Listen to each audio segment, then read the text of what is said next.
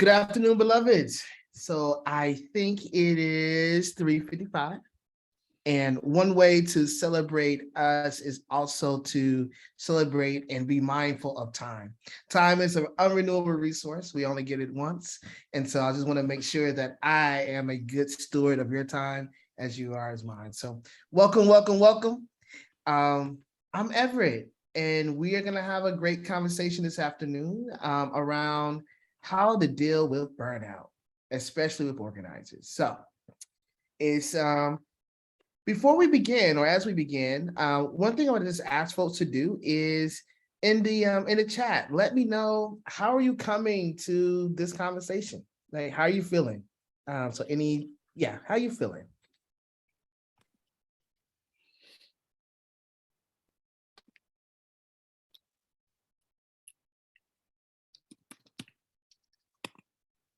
And or you can also use your voice because it's not too many of us in here today. Let's see. Feeling calm and open. I like that. All right, for calm and open. What else we got?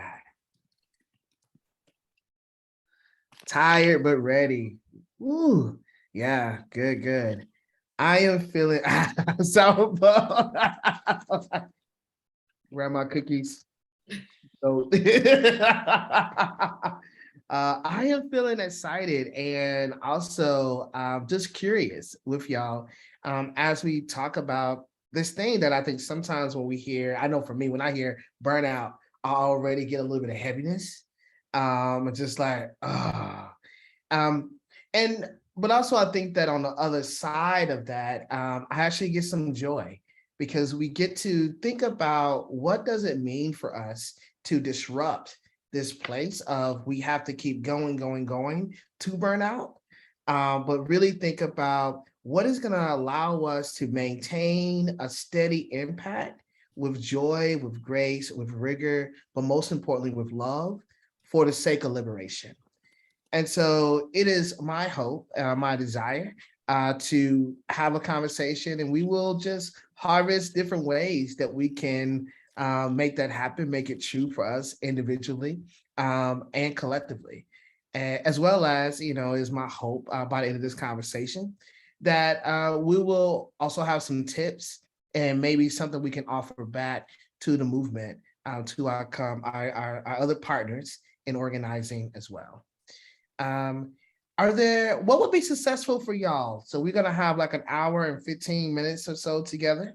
At the end of this conversation and end of this time, what would you say, hey, this would be successful? You can either, again, you can either use your voice in this space or you can use your voice by typing in the chat, whichever one is fine by me.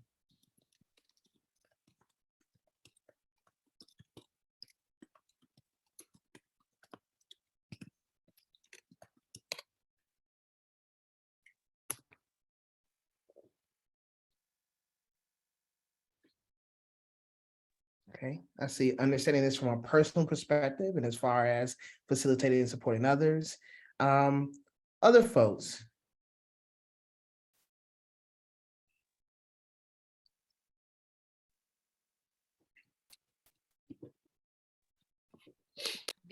I'm gonna speak out loud. I'm Eugen, she, her, and this is a topic I'm really passionate about. And so for me, success is connecting with other people who care about this topic.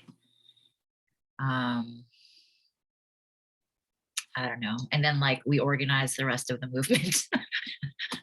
So I feel like I know some like strategies. It's not the lack of know-how, it's like lack of support, culture, support, leadership, etc., in my opinion.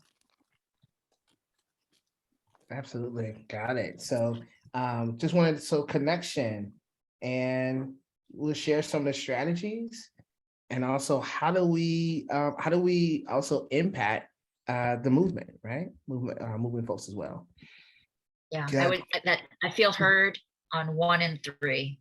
And what I'm saying is I personally need less on the strategies and more on the like, how do we shift the environment? Mm-hmm. Thank you. Thank you. Great. And then I guess my request back to you is share some of your strategies. right? Because some of us might not have them. So we're gonna also make sure we also fill in back and forth. All right. Cool. All right. Greetings, everyone. Apologies for joining a bit late. No worries. You came right on time. And so I look forward to sharing with y'all. I like to learn more strategies for revitalization. Also, cool. I would love to leave here with skills. That's Lena Free. I'm sorry. And then Yoma. And please let me know if I'm stating your name correctly, saying it correctly. So please correct me. I would love to leave here with skills. Yuma. I'll say it again. Yuma. Yuma. Thank you, Yuma.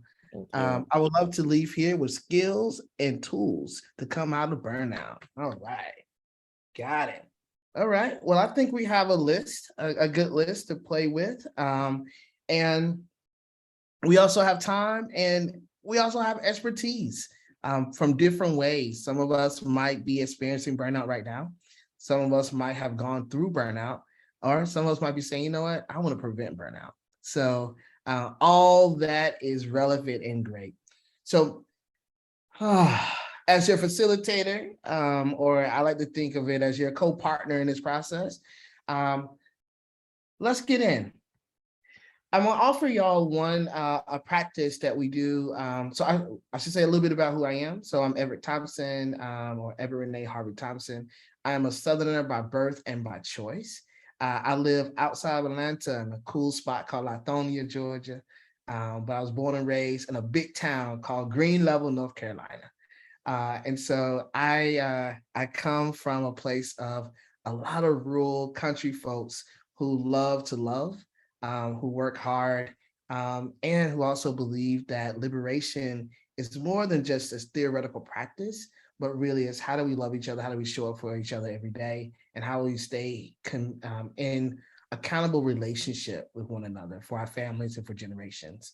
And so it is with that that I bring over 20 years of experience of organizing from very large organizations like Amnesty International USA to very small organizations like the one I co-founded here called Racial Justice Action Center or Solutions Not Punishment Coalition.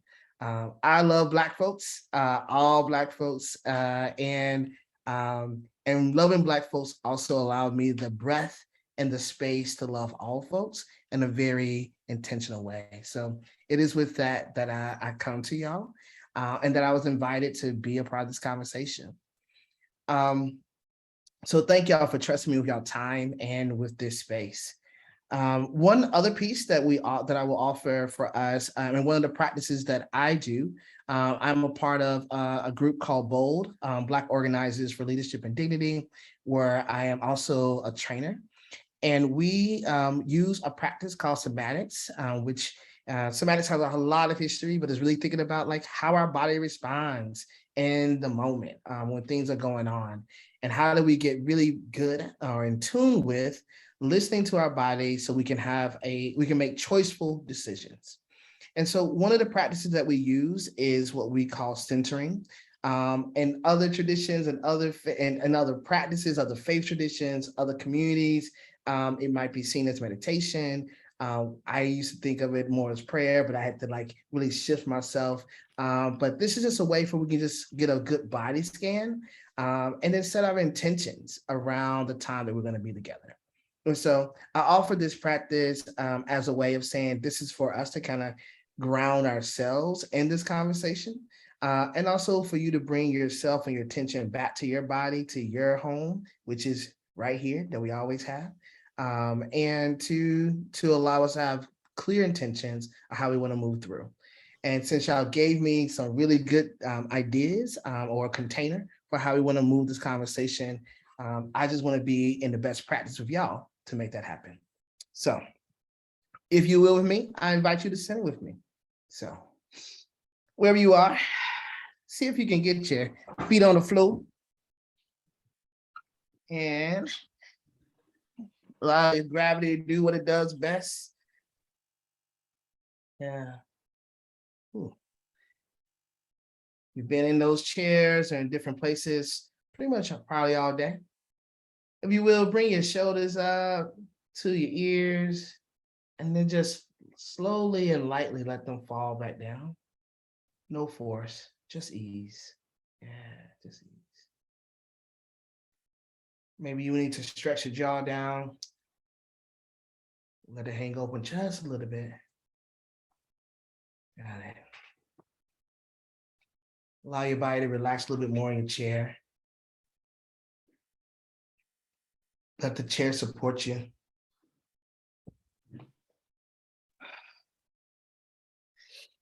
Start doing a body scan. Start with your head, maybe your thoughts. Are they rushing? Are they slow? No judgment, just noticing. From the top of your head, see if you can drop your breath down to a little area that's 2 inches, 2 fingers below your belly button. If you put your 2 fingers like this, see if you can place it right below your belly button. Might want to jiggle it. Drop your breath right there. This is your center. And when we center, when we do the centering practice, we want to move from this place where we begin, yeah, the place we always can come back to. So imagine that you're dropping your breath right below your belly button.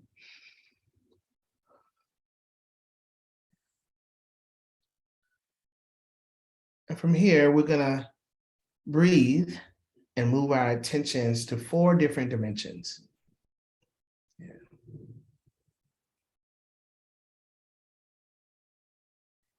So bring your breath in to that center, to that place below your belly button.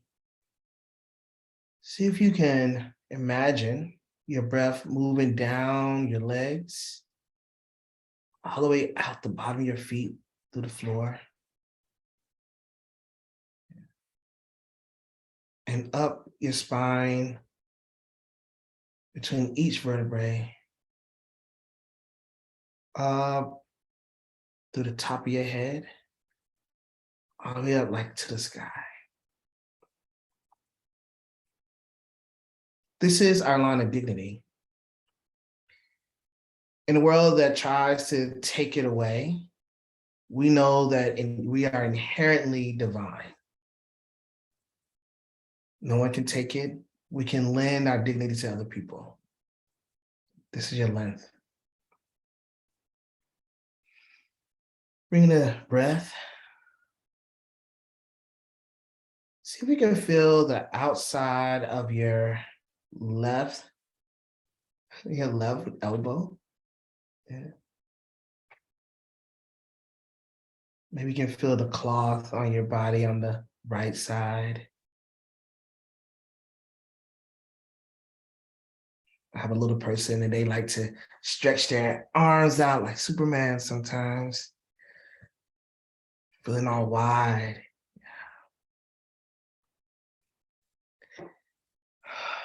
This is our dimension of width.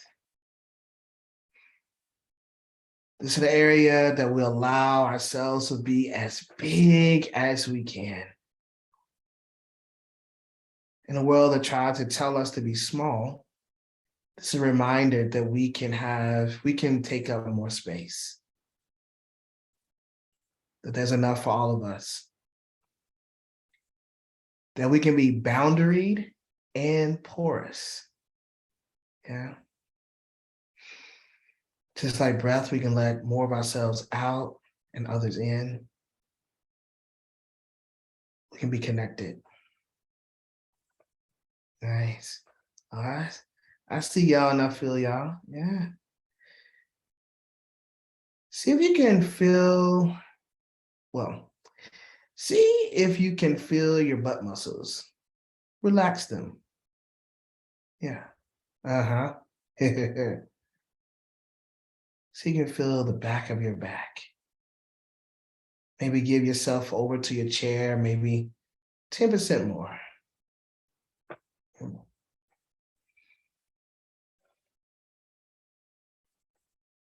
Our back is our place of depth. This is a place that there's so many things behind us that we can lean into. The various versions of ourselves has brought us to this place. Our ancestors, our work histories, and all the love and the cloud of witnesses that is cheering us on toward liberation. Allow your back to resource you, to feed you from the back to the inside. Let the breath, let it wash over your organs to say thank you for doing the things that it does without us even having to remind it to.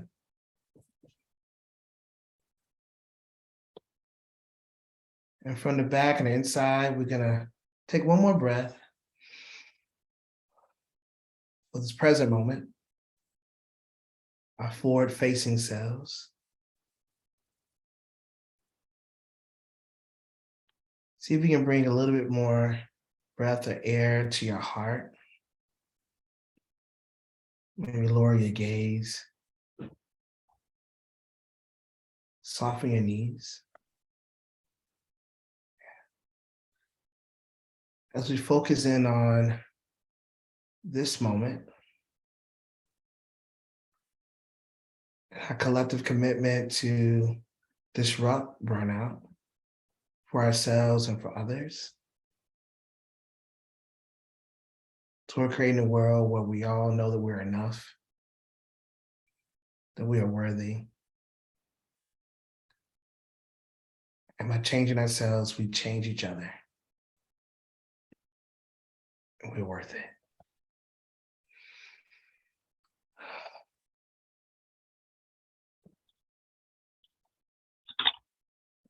Thank you. As we continue, we will just maybe in the chat, just a quick mood check. How you feeling now?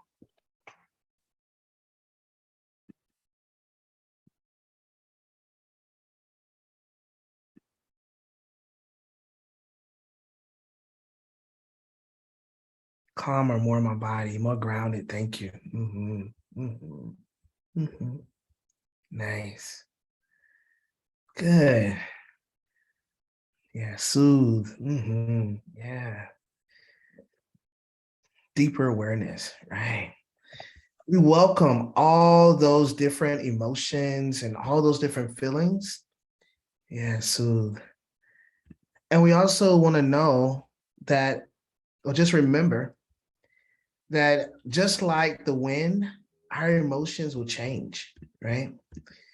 But we want to get really good at noticing or really not really good, but good practice in noticing how we're showing up so that we can be better at being choiceful about how we engage, what we engage in, what we choose to do, and what we don't choose to do.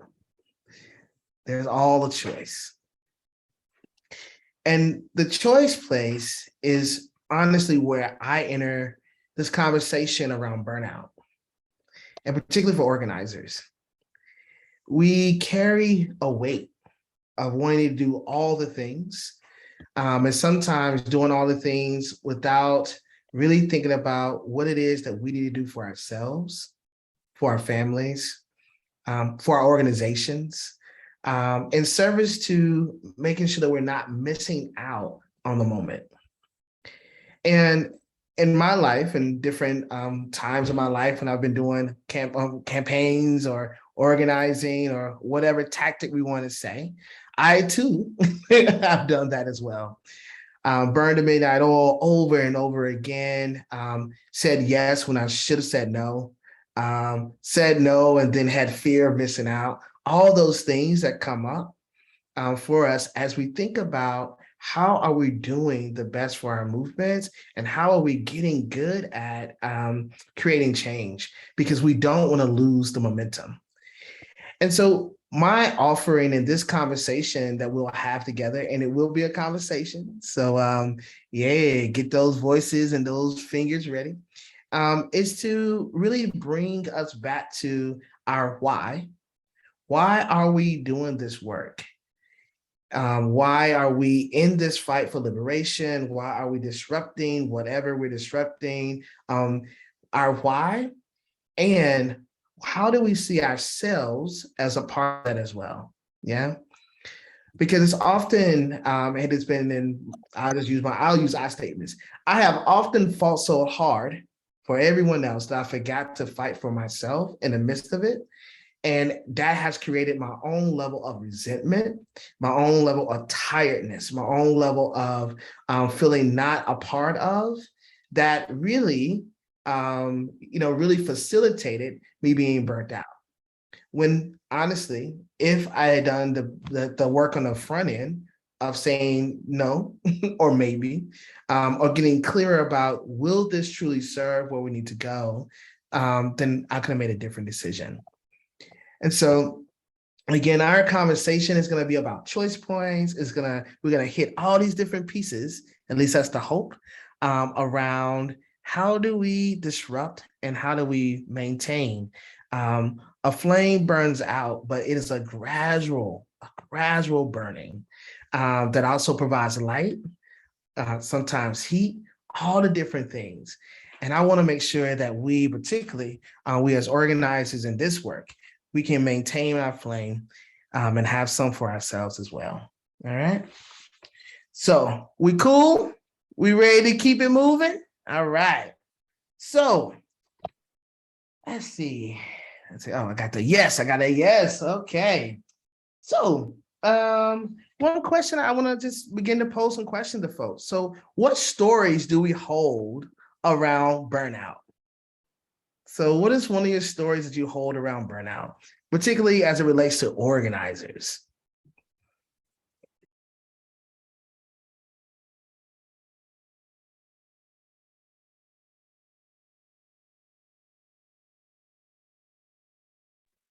And you can feel free, story one. It's because it's because I'm that committed. Oh, I got it. Yeah. You must do more because the health and lives of your people depend on it. To burn out is to let folks down. Got it. Yes, yes. I hear it. I did not recognize it in others. Then it got me. Huh. My fault. I'm doing something wrong. Ooh. Y'all hear all these? You hear all these? That's just a part of the job. It's a sign of commitment. Woo! So I'm sorry. I see a raised hand. I figured I'd unmute myself just to interact a little bit, but thank you for facilitating this question. What I think about a lot is a sense of urgency, right? And even that is a sign of individualism, that it's up to me to keep going and not to think of this movement sustains itself. We want to build leadership so that everybody can share the work and trust our folks to lead when we need to take a break. So I do think that sense of urgency sometimes makes us undermine our own values at times. Absolutely. Thank you. Yeah. I Any other folks want to say some things they put in the chat, you can use your voice.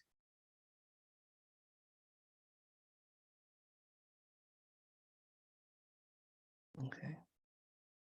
May I ask Erica? Erica, you you mentioned that. Oh, did I leave Erica? Erica, you said that's just a part of the job. It's a sign of commitment. Tell me a little bit more about that. And where did you first hear that story? I don't even remember the first time I heard that story. I think that's kind of, I don't remember it being articulated necessarily in that language, but I've heard it in critique of people who do want to rest. When people say this isn't a 9-to-5 job, why is this person, they just go home, or they keep going on vacation, or they took sick time. And I've heard it in sort of like boastful ways when people say, yeah, I've done so much. I'm so, like, that humble brag, kind of like, I'm so burnt out. I've done so much. That's an indication of how much I care, how much I give to this work. Yeah, thank you. How many of us also have heard that? Can y'all put in I see hands up. You can put like agree. The humble brag. I like that word, the humble brag. I've done so much. You don't know how much I've done. Now I'm going to rest, because I done burnt myself out. That sounds very enticing, right? To this movement. Right? Yeah. If some of y'all are in electoral politics or the electoral tactic, I call that burnt turf, right? In the sense that we will burn people out, or we will actually portray that to be in this movement means that you have to really go all out until you are no good to yourself or anyone else, right? Then that means, again, the healing that it takes on the back end, the forgiveness, the self-work, all the things, the healing justice, all the things that we talk about now, we have to do on the back end to get us back there. When we think about that from a sense of organizing, when I say the burnt turf, we have to rebuild the trust, the landscape, all those things before people will actually trust us again, build us again, be with us again, right? So yeah. And then our organizations, yeah, although they can give us very liberal policies, the shame, the guilt, all those things that y'all have noticed and y'all talked about when we use them, right? Right? It's like, you gonna take it out again for real? Like, you good? Like, right? Like, so, again, like how thinking about the systems, the values that we want to espouse. I like to think about what are the values we actually embody, right? Not just in theory, but in practice. So shifting that like theory and practice, or that praxis of the two, in real intentional ways. Yeah. Cool. Thank you, Erica. And also thank you, Juana. Did I say it? Please correct me if I'm misspelling your names, please. No, you got it right. It's like Juanita, so Juana works perfect. Oh, I'm getting it. Thank you. I appreciate that. That was me giving some confidence, because I was sweating right before I said it. Like, I gotta get it right. All right. Other stories. Risa. Let's see. I'm trying to do the chat and listen. So I think I've literally been fired for taking the time needed twice. It's in spite of this that I chose rest sometimes. Yeah. Absolutely. Yeah. Yeah. Other stories.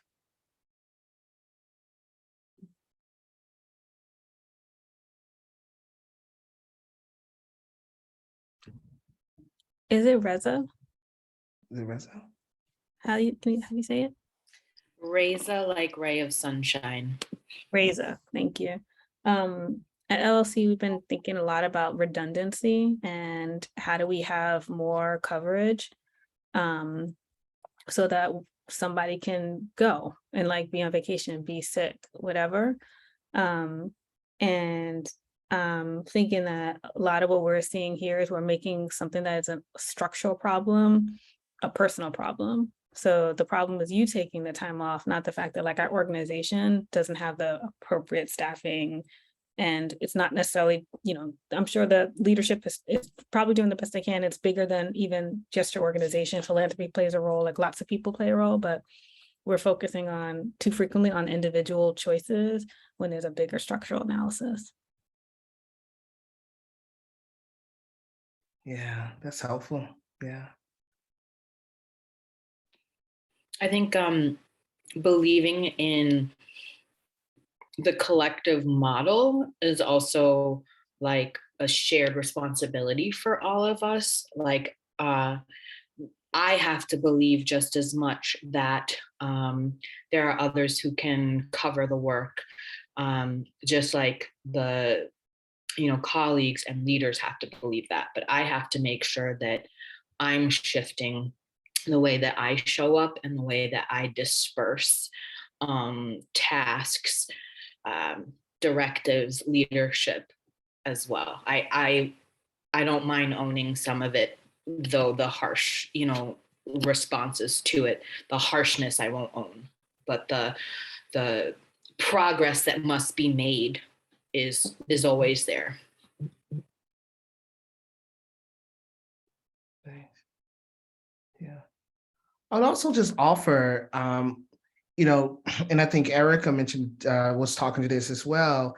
Our institutions, we are taking on really big, complex issues and fights, right? The gravity is big. And Cortland Cox, Mr. Cortland Cox from SNCC, you know, made a statement of like, what we're doing is necessary. It won't be enough, but it's also necessary, right? And thinking about our individual organizations, we are doing the necessary work, even though it might not be enough. How do we also give ourselves the grace and the understanding that our institutions are also under a lot of weight and pressure? And we have to, we sometimes we have to reprioritize what we can do. And that might hurt. Sometimes people will go in and out, right? How do we also create bodies, bodies and institutions that will allow that? How do we strengthen the skill sets of folks to cover when we need to? And some of it is financial. We have all these different weights that we're trying to figure out. But what we cannot do, or what we need to be mindful of, is not penalizing our people for living lives, right? Because those are the things that we're saying that we're fighting for, right? Like, like there's like, we continue to dream really big ways of the things that we want to see, liberation in our lifetime, and we have all the great language. But the way we practice one thing is the way we practice most things. So how are we also practicing in our intimate, in our everyday relationships that makes that a real reality, that shows us, that points toward what we can do? Because if we do get liberation, will we get liberation to be burnt out? Or can we get liberation and also have joy? Can we actually do our work and actually have rigor? What can actually happen when we allow people to take the space they need so they can actually breathe, so they can actually enjoy the benefits, and continue to come back to be innovative, right? To bring other folks in. This movement has to be delicious for folks who want to get in. Right now, we ain't as delicious as we could be. So what is actually needed? I see another hand up. And also, I don't want to keep talking a lot. So y'all gotta, let's see. Lena, you can I also. love this. Yeah. I love this conversation. If it's okay, I'm gonna jump in. I think this is really, really, I love the ideas, and I'm curious of like how we build plans for people to come back. When I think about this for a youth membership and the spaces that I work in, my own personal life, I think also taking breaks is really critical, and giving people the space to do that and to name when they come back, you know, and letting them know we'll still be here. You know, these plans will still move. So collectivizing systems and agreements of what that looks like, so that there's some discipline behind the rest, and we can hold each other accountable to, you know, you said you weren't going to check your email, don't check your email. You know, like being really loving and caring with each other, and intentional in the ways that we let people know that they can take breaks, come back, and we can create some type of you know, system to support people to feel at ease to take the break. Because that's the other piece. People can take breaks, but just, I don't know about y'all, but I feel a lot of guilt sometimes, and it's the own mental health stuff around, are you really gonna take it, really taking a break, or are you still thinking about the work that you're not doing? You know, so, and that's not rest either. Got it. Yeah. I want to get, I'm putting a note down that I want to talk about. You just mentioned around like, so what are some of the practices or is it organizational practices that we can collectivize? I like big words, but I don't always say them correctly. Let me see. All right. And Lena, you put a lot of stuff in the chat. Do you want to, oh, I'm sorry. I see, so Lena and then Eugene, did I say it right? No. Eugene, pretty close. Eugene, okay, got it. Lena, do you want to go ahead? Oh yeah, it's really loud where I am, so that's why I'm staying on mute. But yeah, I mean, the internal stuff is really my biggest challenge. Like admitting that I'm feeling burnt out for one. I'm feeling really guilty about wanting to like take the time. And because, you know, it always seems like, yeah, the urgency and there's not enough people doing this work, and, you know, there aren't enough resources. So like having to get over like that self barrier, I think, before I can step back and take the time and the other stuff. So I don't know if other folks have experienced that. I'm sure some might have. Thank you. Yeah, folks in the chat, if you have experienced some guilt about trying to take a break or even shame, put a +1 or a heart. I know I have, and yeah, and that takes a lot of work, but it also takes a lot of courage to actually say, you know what, I am not bringing my best, and I believe our people deserve our best selves. So how do we do that? Like, I have to have a commitment to doing that. But also my family deserves me. Yeah. I have a 7-year-old. They deserve to see me, to be with me, and not to be with me just at a work meeting or on a Zoom call, but to have uninterrupted time with them for the sake of their growth as well. Jen, I know you was gonna go in. Jen, got it. Sure. Hey, everybody, I'm Eugen, she, her, and I'm so energized already by what's being shared here. I don't know if anybody was also in the previous session on We Can't Fail, the Future Rests on Our Shoulders, which is about the topic of rest. And one thing I appreciated from that conversation is how it's limiting to talk about conversations about rest and burnout at the just like an individual level, that it's important to look at organizations, and I think especially organizing shops, at looking at how there are collective practices for collective rest and rejuvenation. Collective practices for individual rest and rejuvenation, super important, and also collective practices for collective rest, restoration, sanity. Like the pacing of organizing work, it always, in my experience, the intensity of the urgency is, there's like a truth to it. Like our people are dying. That is an urgent situation. And there's a way to balance that so that we also don't die. Like we also don't kill ourselves. And so to create collective disciplines and supports for pacing, I think would be so transformative in organizing space.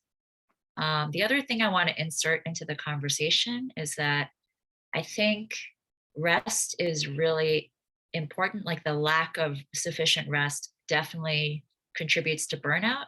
The other thing that I have seen, like I've been 20 years in the field, and the other thing I've seen contribute to burnout is like the falling out.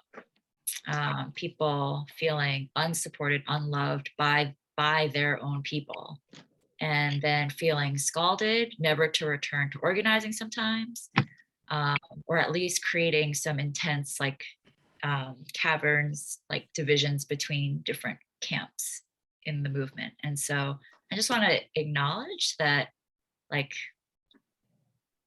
if we're going to do prevention, that's another area where I think we need some help.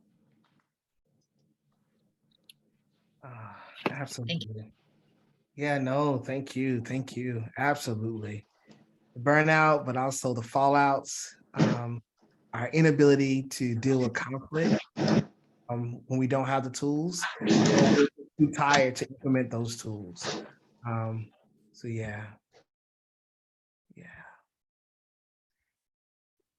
Any additional, I think we're like quarter after.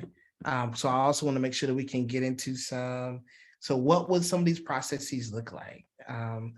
Anybody else want to say some stuff before we move into that part of the conversation?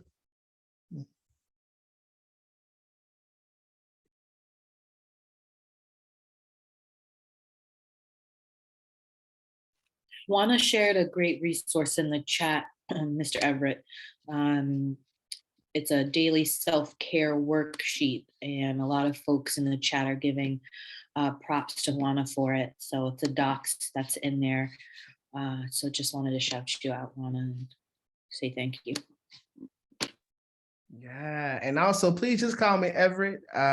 Yeah, I'm like the little people. Little people call me Mr. E, or Uncle E, but we all colleagues, so just call me Everett or E.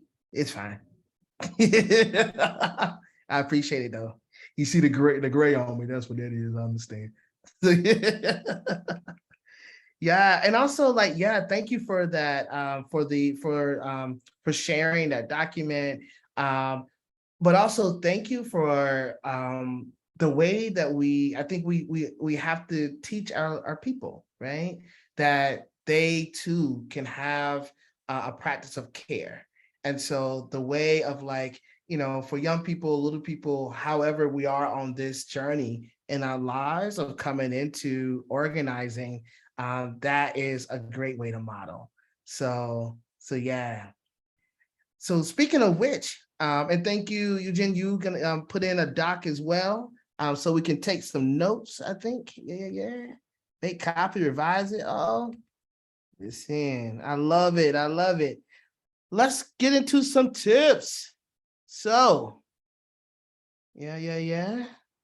What are some tips? What are some practices that we have been up to? What y'all been doing? And you can, let's say we can talk about organizationally. You can say, at my organization, we offer X, Y, Z, or, whatever you want to say. It could be personal. I do X, Y, and Z. Or you can say, you know what, I noticed in the movement, they do X, Y, and Z. So you'll look at organization, movement, organization, personal, however that lands on you. And I see Selena means, and please correct me if I say your name incorrectly. I will You can say appreciate it whatever way, Celine. It's cool. Oh, nice. But Thank pleasure to meet you. I'm sorry I came in late.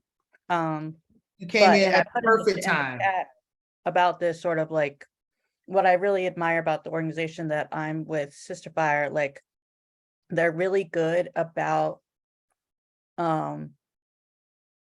I guess it's just like it comes out of like good documentation processes. Hey. But because of that, it makes it really easy for people to step out of the work and come in. So like I'm not staff, but Reza is staff, but like from what I gather, they're always sort of synthesizing and reflecting. They're always kind of like, okay, what did we do this month? What did like what game, like they're always kind of like summarizing what did we do, and then that's really easy to then communicate like via the newsletters, via the meetings, via the notes. So there's so many different ways that people can like step out and come back in and still feel like they can be part of the work because they're really good at like catching people up. Oh wow, if Deidre was your first bot, oh wow, I am talking to some legacies here, I guess. So yeah, that's something that I think like I never really thought of it in this context, but it's totally right that like the organizationally makes it so that people can be human and can like have lives. And like it's really good to hear just even like other movement leaders in the area. Like I was just talking to somebody the past weekend and she was like, I really wish I could come to Spire, but like I've got my own org, but like I always keep it up to date. Like I always am happy to get texts from y'all. And then like we're getting a lot of new members come through because they're like, we've been following your Instagram. Like we really wanted to come, but like now, like I just wasn't able to, but now I can.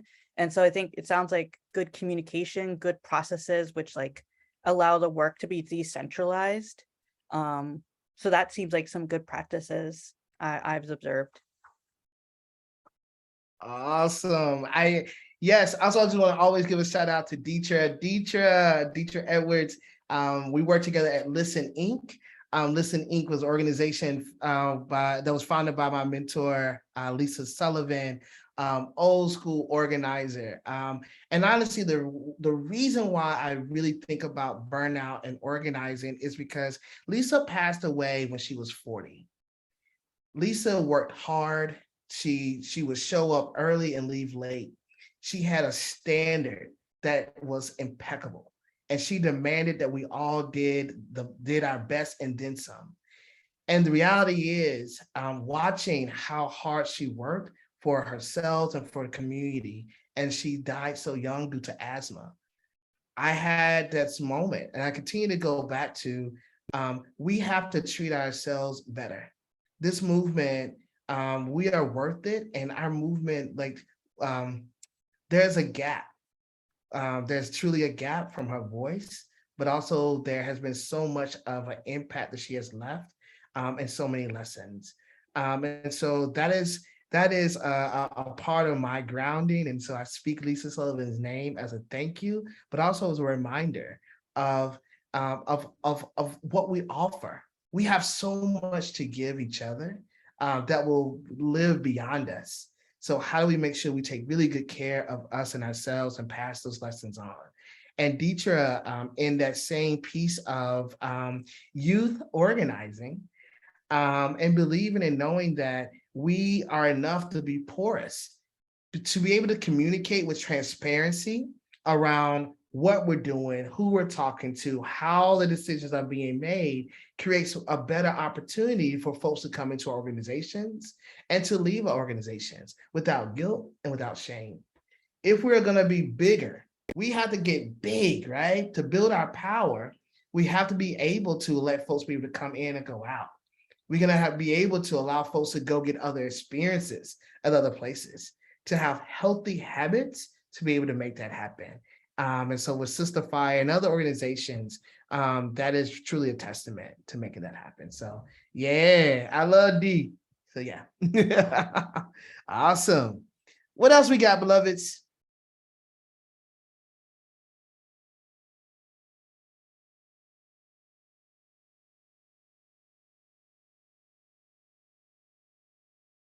I think when I hear silence, people are just thinking very hard, which I love.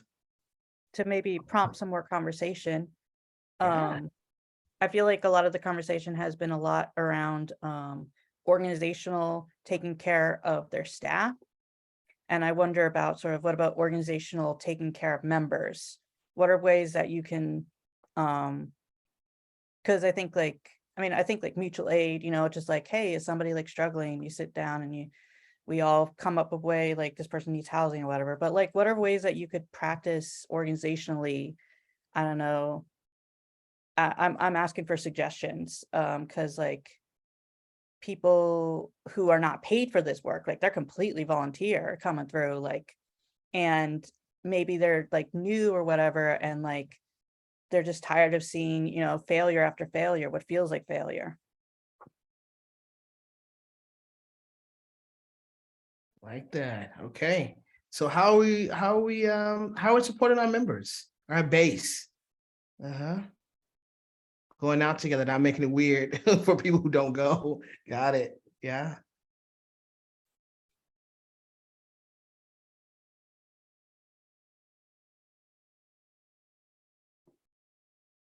I would say one way that I've seen folks, and I've talked with folks, different organizations with their base, not inundating their base with frivolous things, being clear about how you communicate with them, as well as to like what you ask of volunteers, but also what you ask of folks in your base when to show up.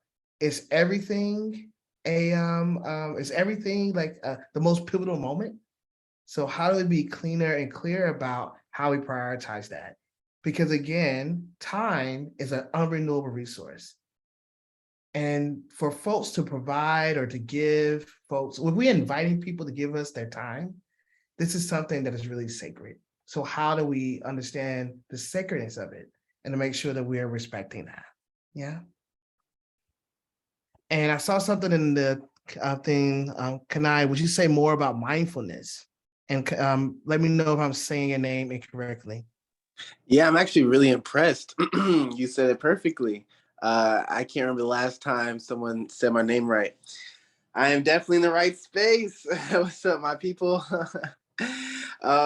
So my name's Kanai. My middle name's Adon. That's what most folks call me. I'm alum of MAP, Movement Activism Apprenticeship Program, hosted by C2. So it's just great to be back in this space that really helped develop me. I'm currently a trainer for the Racial Equity Institute and North Carolina Black Alliance regional coordinator for my area. I'm here in North Carolina, so my area is like Guilford, Alamance, Forsyth. I'm not sure if anyone's familiar with that, but that's where I am. So something that I do personally is I try to practice mindfulness. I know that's kind of like a broad term, but I look at it as like being present in whatever I'm doing. So if I'm like on my way to a meeting and I'm driving, I just turn my music off and just be present in the road, just be present with the vibrations of the steering wheel, listen to the wind. I mean, even taking a shower or brushing my teeth or cooking, I'm just doing those things in that moment. And that really helps me to bring meditation and other forms of self-care throughout my everyday busy routine. So I hope that can help someone listening. And then in REI and North Carolina Black Alliance, they do a really great job with like, sometimes before, might be after, but they're like individually, how are you doing? Like mentally, emotionally. And the last time I talked to the director of North Carolina Black Alliance, she asked me that after I asked her like a ton of questions just to make sure I'm doing my job more effectively. She asked me, how are you doing?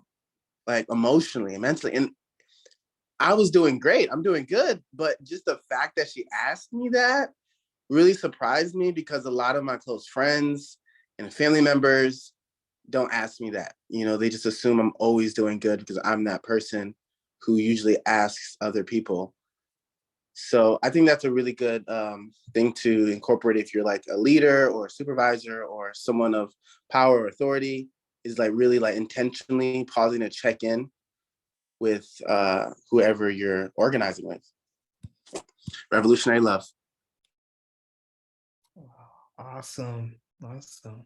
Maybe so. And I'm from the level, green level, born and raised. Great. Any other suggestions or any other thoughts? I just want to make sure that we move back. I want to loop us back to the ways that we're taking care of our bases, our movement, and the folks, our volunteers. And then I also want us to go in a different level as well. Like so yeah. So first, movement and bases. Any other suggestions around movement and bases?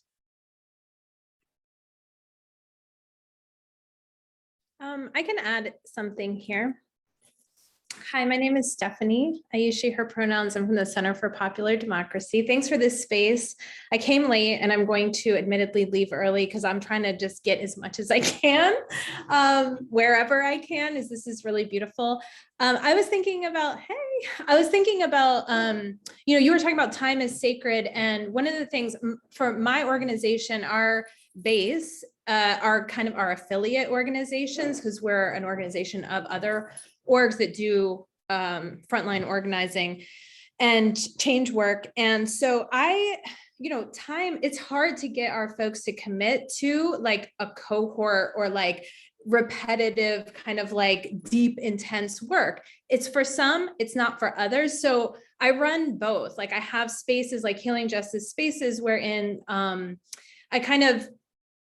I'm like, I will get on the Zoom and open it up and there is a curriculum, but like it's open. Like if people want to come in and share their practices, if they want to share some learnings with the community, we have a monthly drop-in space. And then we also have a cohort that's way more intensive. That does require kind of more time and commitment, but we have something for everyone. So I think like, and there's no shame, like you can come 1 month, you don't have to come another month.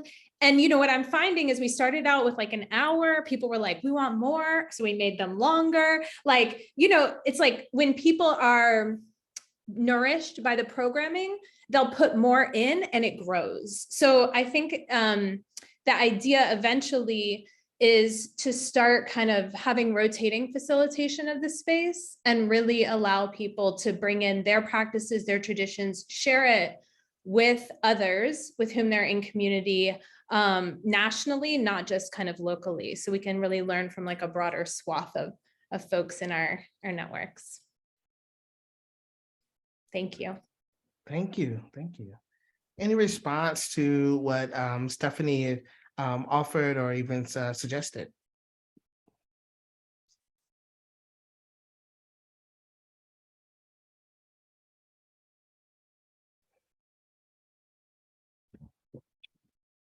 I think the notion of multiple levels of engagement and access is so critical. And that's part of like how I can summarize what you said, Stephanie. And it reminds me of the point I made, which is like silly, but it's not, right? Like, come out if you want to come out, stay home if you want to stay home. It's not weird. There's nothing weird. There's the choices that feel right. And the choices the space and organization makes and that structures make for authentic choice is so important. Absolutely. Choiceful decisions. Choiceful decisions. There's a question, Calicia, but again, please correct me if I'm not saying your name correctly. Would you like to speak the question, or would you like me to speak it? Perfect. All right. Nope, you got it. Cool. So the question is, how is leadership? So some folks might be in leadership. But also if you're not in leadership, it's your opportunity to tell someone who is. How am I able to deal with burnout of organizers? What are some practices that we can implement and their frequency to help individuals? Folks want to support our sibling who's in leadership and like want to do better, want to do different. Not to say they're not doing something already, but want to improve. Yeah. And also want to note that we are taking the folks have graciously created a document where there are some notes. So there's some suggestions already in there. So you might be able to get that. But also if anyone wants to add in on this conversation, on this question from our sibling, please do. I don't want to take up too much space in the Zoom, but one really instinctive response that came to me, Calicia, with your question is that leaving space for organizers to be teaching their skills is one way to allow an organizer to walk away knowing that something isn't resting in them. I guess really, I don't want to go on. That's actually the answer that I have, like leaving space for organizers to share their knowledge and share their skills so that they're not feeling guilt because they're holding so much.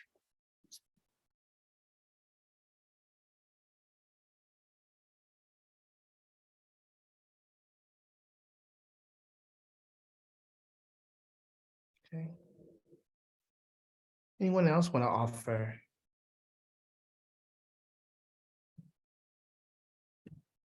I think this is related to something we talked about earlier about redundancy, but it has to be possible for people, whether they're organizers or not, to step away. So thinking about like how we align practice with value. So we might want people to step away and to rest and to take breaks, but if it's not possible, they won't. So for those of us who have power over the organizational structure, then we have to think about like, is it possible for people to step away? Is it salary, time off, the distribution of work? Is it possible for them to step away? Like thinking about all the impediments to stepping away and thinking about which of them you can remove.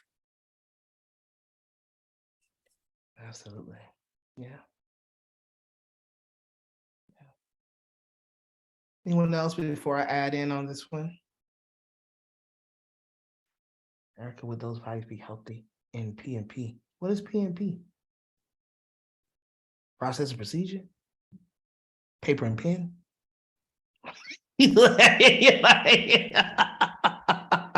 Policy and procedure. Okay. Yeah.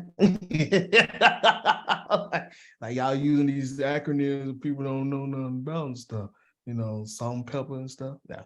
Yes. I would say yes. I would also just remind us that policies and procedures are also living documents, right? And that there's one thing that we can write down a whole lot of things and we can offer a whole lot of different things around 40 days off or, sick time and leave time and everything else. If we're unable to reprioritize the things that are on that are on people's plates, and also to meet folks where they are with an understanding of our own, with compassion to our own deadlines and the movement moment, be it from a place of urgency or perceived or realized. Then what happens is you can create a culture of like really getting people to burn out, people not being able to use what we actually are offering them as benefits of the package, and or people having the guilt and the shame when they do it.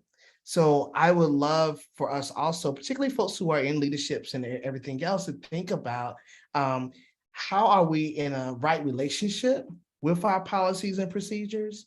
How are folks really being able to use them or not? And if you have staff, look at the trends in your staff. If you have staff who will not do that, then call the question, what is blocking folks from it? And what do we need to learn from it, right? I think that sometimes we may believe we don't want to see what we see, but how can we actually face it and do something different? And honestly, I would say if your staff is doing that, you too might be doing that. So how do you also get underneath your own heart to figure out what needs to happen and what is possible? No bad and no judgment. It's just really clarity, clarity and care about what we say we're moving toward, for the sake of our true liberation. Because not only do we need our organizers, we need each other. Yeah. I saw someone raise their hand. Eugene. Thanks so much, Everett. And I'm going to try not to call you Uncle E. It's going to be hard. And I just am really appreciating the way that you are holding this space. I feel so like just cared for. Thank you. I want to offer, I think it was Calicia, you asking like, okay, if I'm managing or directing organizers, what can I do? And one thing I want to lift up is how important the leader or leaders are in setting culture, both through personal practice as well as in like a bazillion different ways. And so in the session right before this, I was at about we can't fail, the future rests on our shoulders, which is about rest. They went around the panel asking like, how many people have unused paid time off? And it was like, everybody had unused paid time off. They're like, I have so much paid time off. Like, there's just no way I could ever take it all. And so that's signaling culture. That's signaling culture. And so this like guilt shame thing, earlier on, some people may not have been here. Everett gently offered the question of like, how many people have some guilt or shame around this topic around burnout and rest? And it's like a lot of us did. I did. And it's like, it's the way, my understanding is it's a way in which capitalist white supremacy culture has like seeped into our movement spaces to demand that we're being productive at all times or we're not dedicated enough. And like, there's got to be serious intentional countering, including like my request or invitation is from leaders to be able to help us do like the countering of this toxic culture. And it's like the little things. It's like, oh, you were here until midnight last night? Hey, let's talk about that. Not the like, wow, or like, you know what I mean? Like there can be that like subtle affirmation. I felt proud of it when I did it, like when I was in there until 3 a.m. I remember a board member called me. This is when I was lead organizer, and it was really late. It was like 1 a.m. or something. And he was going to leave a message on the voicemail machine. That's how long ago it was. And I picked up the phone and I was expecting some props or something for my commitment. And his response was like, you are doing self-harm, or something shocking that I just like dismissed at the time. Cause like the culture so supported my perspective. So I would love to, I'd love to hear from other people who have a different perspective or like ideas for how we can keep shaping movement culture writ large. So it's not even just about like one organizing shop. Thanks. Thank you. So the invitation. Folks want to respond?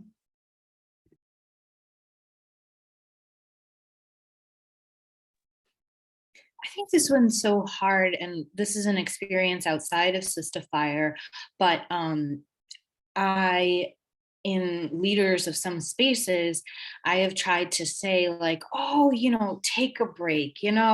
My job as the leader is to like take on the extra. So like, you go ahead out of here and like, I'll take it on. And that's then transferring, right? And how is that leading with how's that leading the culture or creating the right culture?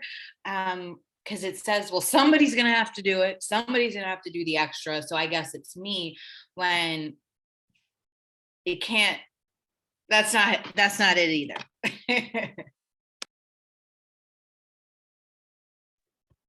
Yeah, that used to be me too. Until I was like, what happens if it just doesn't happen? What is the worst thing that can happen if it just doesn't happen? And again, I think being clear around the priorities, right? What is our real priority? What is it going to really, for our sake of what is it really going to get us to what we need, what we want? Not just in theory, but in reality. Because some of this stuff is just fluff. It's just fluff. And we can be honest with each other around and being clear around like, do we need to do this fluff for the sake of reading a grant report? And if so, then what is the smallest amount of energy and time to get the impact? Because we know we're only going to give us so much anyway on some of these things that we can say it was done. Or how do we not sacrifice that? Right? I see some hands. Selena? Did I say? I think it's Celine. Yeah. Hey, yeah. So that reminds me of like, for one thing, it sounds like having a good vision and understanding of your mission is important, because also like if you don't have a good idea as to like what you're going towards, then you're gonna like kind of do everything or respond to like every emergency. So that's like an organizational way of fighting burnout. But then what I was wanting to say is that I had a mentor and she gave me this great analogy where she was like, if you feel like you're always, or you feel like you're going to be dropping the ball, she said like kind of imagine like that you're juggling a lot of balls, but then you have to sort of like recognize which balls are made of rubber and which ones are made of glass. And that was like mind blowing, like, oh wow. And she's like, sometimes the ball is glass and sometimes the ball is rubber.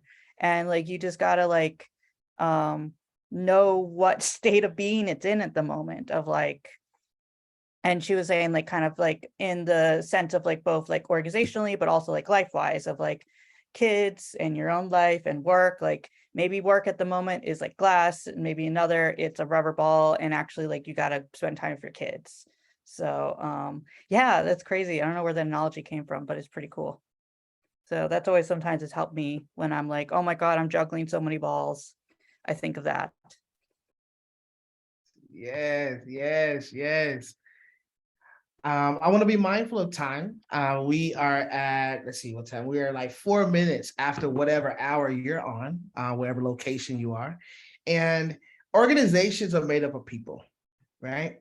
And we have been talking a lot about the organization and external. I want to at least give us some time to talk about, so what y'all doing for you? Yeah.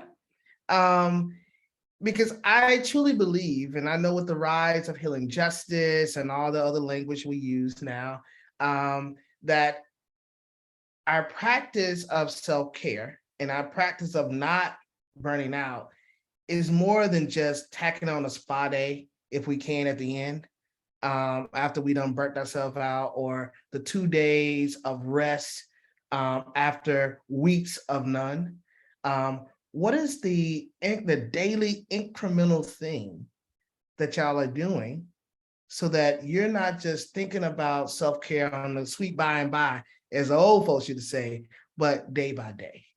So what are the things that y'all are doing to embody self-care, the practice of self-care in your day-to-day lives? And folks can put it in the chat, or you can use your voice. And even you got a snoring dog, it's okay.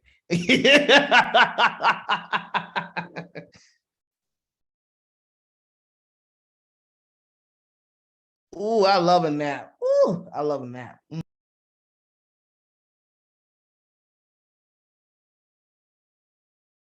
Walking the puppies, a nap. Yeah. Naps. Okay, someone's getting a poem. Journaling. Yes.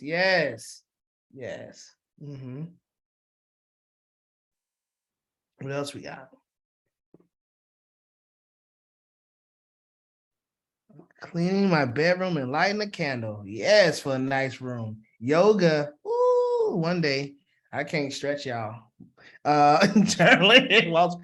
Boundary work, start and end time. Okay, let's see. Yes. Start and end times. Absolutely. One full Sabbath days week. I like, at least we're getting one full. Okay, all right. You know, the unions gave us two, but we're gonna get one day. That's all right. Okay, all right. Thank the union. Yeah. I'm terrible with discipline time management. Uh-oh. All right. I like that vulnerability. Yeah. It's okay to be terrible with it. We're gonna get better. It's a practice. Yeah. All right. Okay. I know folks will put stuff in there. Anybody want to just speak to or bring some more energy to what they offered to folks around what they did for self-care or day-by-day care? I've been working on making sure that my house doesn't look like a frat house. Things just where they get left and no aesthetics or feng shui. Like I kind of just let that happen for a long time. And so yeah, doing things like moving the stove or the fridge to vacuum in those spaces, and making sure that I clean the wall before a new piece of art goes up, even though we think of domestic chores as another form of work. For me, I had to remember to water the shaded parts of my garden. So that's some context to the poem that I have there. And the end of the poem says, take that perennials, because it's a lesson. And these are lessons that I have to learn over and over, and that come up over and over like perennials. Thank you. Nice. Anyone else? I love how deep and how smart y'all are. Like, y'all make this really easy and delicious because y'all are so brilliant. I'm loving this. Yeah.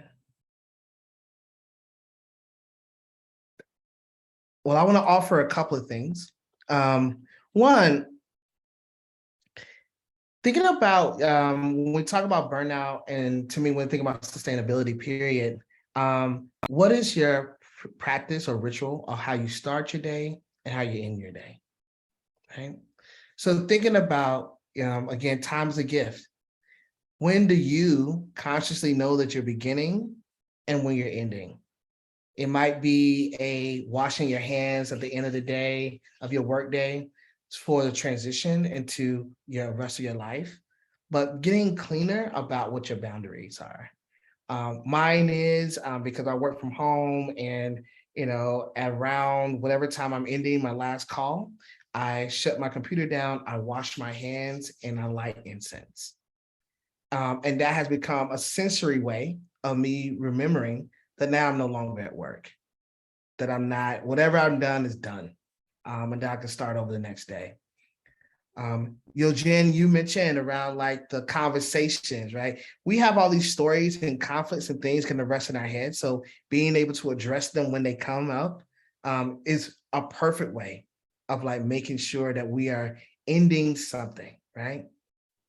And so at the end of that, sometimes I know for me, sometimes when I have some brush ups or misunderstanding, that can rent more space in my head.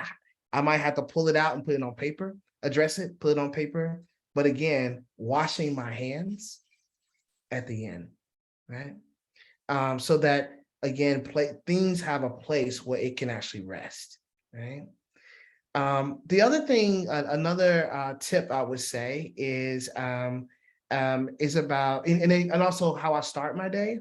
I love candles and incense and stuff like that when I can burn the candle. But even having a 1 minute breathing exercise when I'm starting my day. Actually, truth be told, before I answer every email, I take a second, I take a real deep breath, and then I respond to the email because we need to begin to model choice. Burnout is a choice, y'all. It is truly a choice.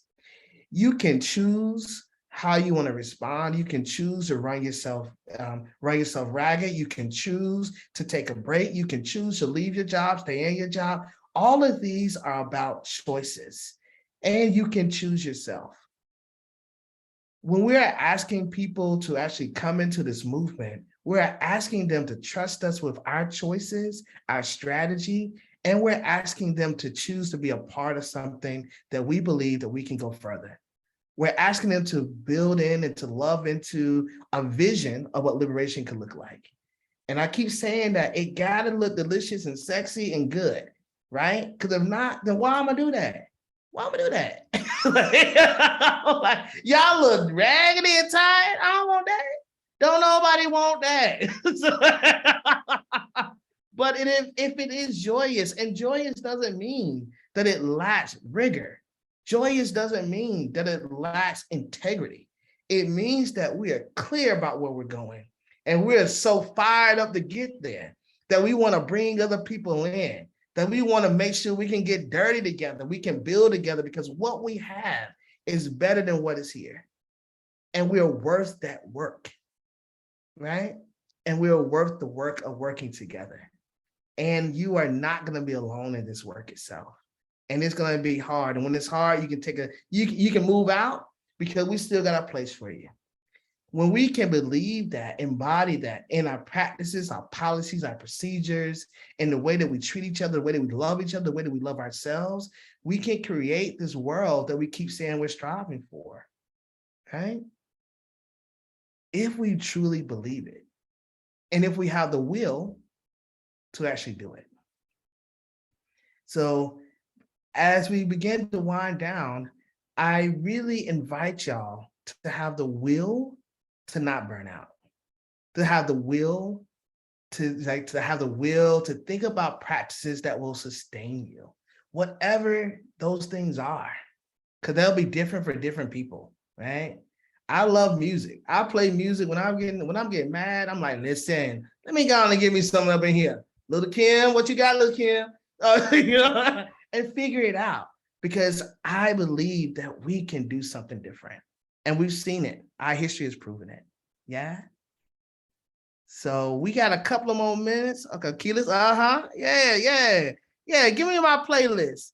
So before we leave out, what is a playlist that y'all are using to come on back to your choicefulness and not burning out? So put a song in here.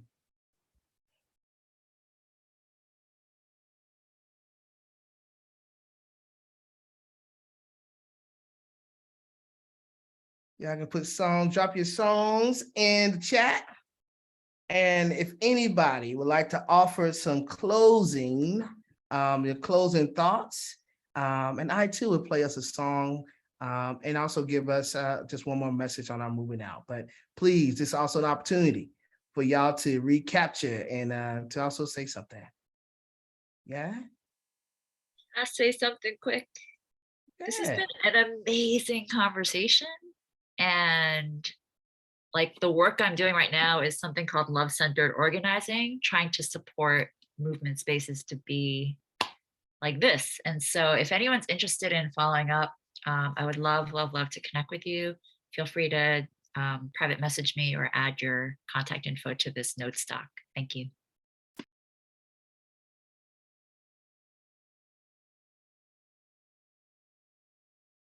Come on, any more words? Any other words? Yeah.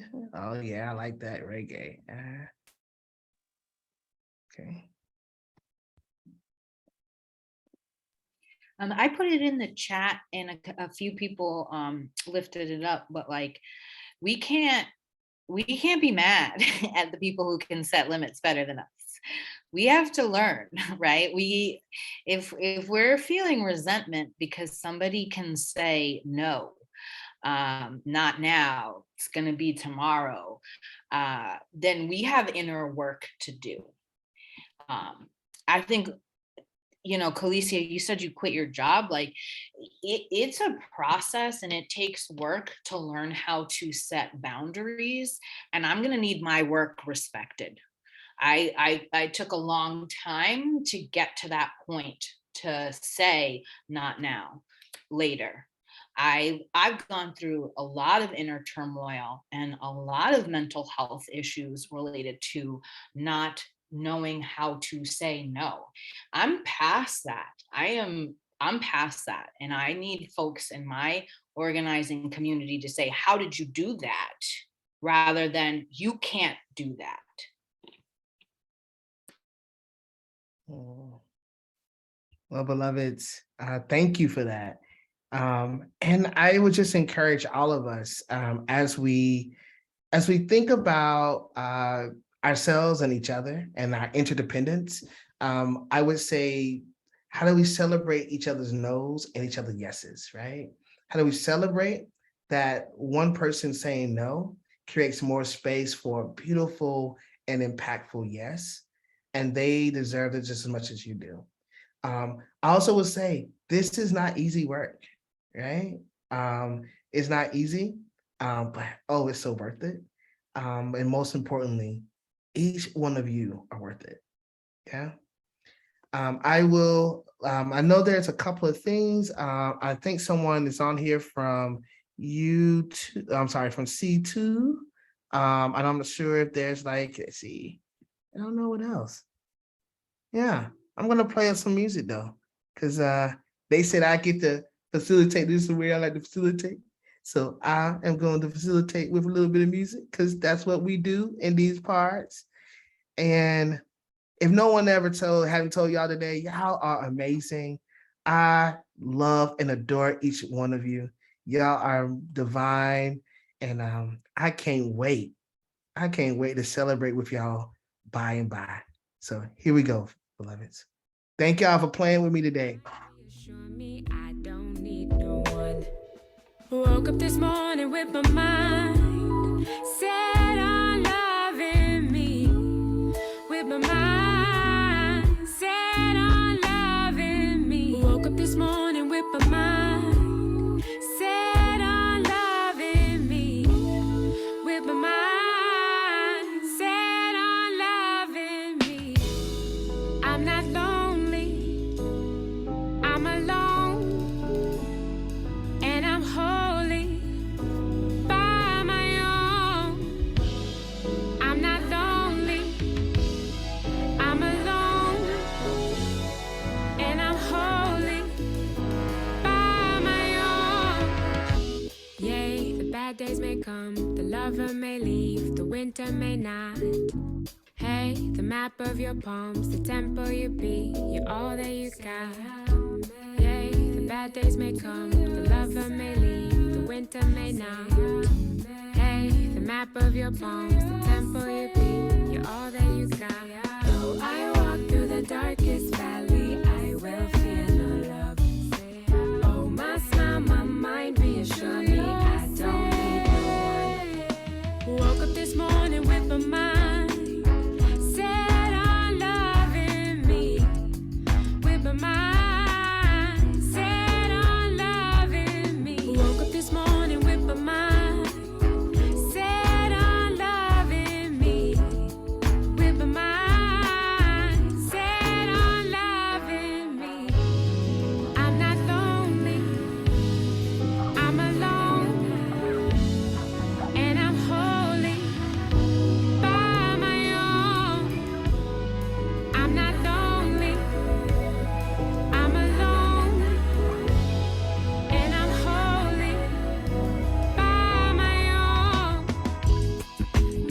cup is full up. What I got is enough. Nobody completes me. Don't mess with my stuff. My cup is full up. What I got is enough. Nobody completes me. Don't mess with my love. Surely, surely, surely, surely, goodness and mercy shall follow me. Na, na, na, na, shall follow me. Na, na, na, na, shall follow me. All right, beloveds. Thank you so much, y'all. Again, I want to respect your time. 5:21. Take this time, go get you some water, hydrate your insides and your outsides so you can bling, baby. Hey, we love you. Love being here.